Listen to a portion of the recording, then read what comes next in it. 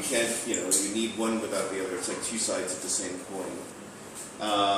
So when we talk about listening, one thing one of the points we made, just key points. We'll just keep it at key points. One key point is we need to make sure that the pronunciation is good, so that they can understand and hear the right things. So that if you're constantly hearing, like for example, e or ease or something, if you're hearing that, then that becomes how you speak, and so that's how you have kids that are, constantly can't really say is or like or because or things like this, because they're hearing the wrong thing over and over and over, and it becomes the kind of what we call at home Spanglish. We call it Spanish English. Spanish English, where it's like, you know what they're talking about, it's not proper English. You get kind of the same thing with Vietnamese, and so pronunciation of English. Can you repeat that, please? You know what they're talking about, What is it? My old friend, Al Pacino. How about Vietnamese English? Because I'm going to pick up. Hi, my name E. Yeah, correct. I like getting Your mad. English is very good. Really Vietnamese, right? Excellent English.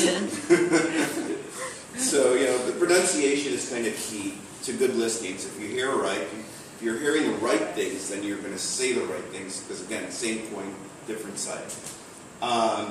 We're talking about using YouTube potentially as another tool. You can download things and use YouTube, because there's just endless stuff on YouTube. So you can get lots of great ideas and things, just, like for my little kids, Magic English. For older kids, you can get, fun grammatical lessons where they actually do whiteboard presentations and can really help the kids, get some key points about listening and things like this to help them, just little tidbits. So that's another tool that you have available.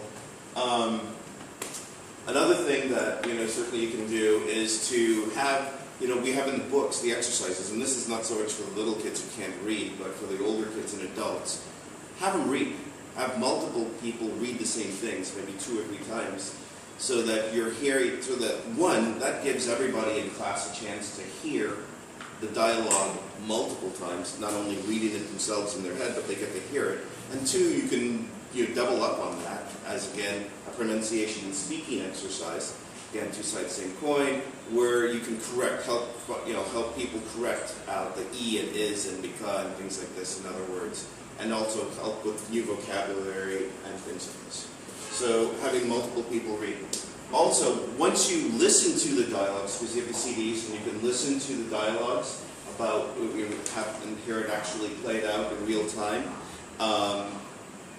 When you have the little questions that follow, like, how old is the dad? What is the aunt's name? Whatever it might be. What's Bobby's favorite? What does Bobby collect? Well, you can ask them. We're all either native English speakers or strong English speakers, so we should be able to each hear things much easier, obviously, than the kids.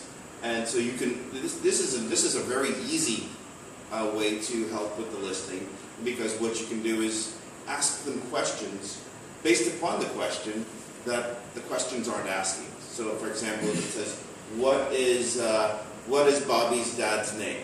Bobby's dad's name in the book, that's the question. So, Bob, okay, or Bob Jr., or Bob Sr., or whatever. Then you can say, well, what does he do for a living?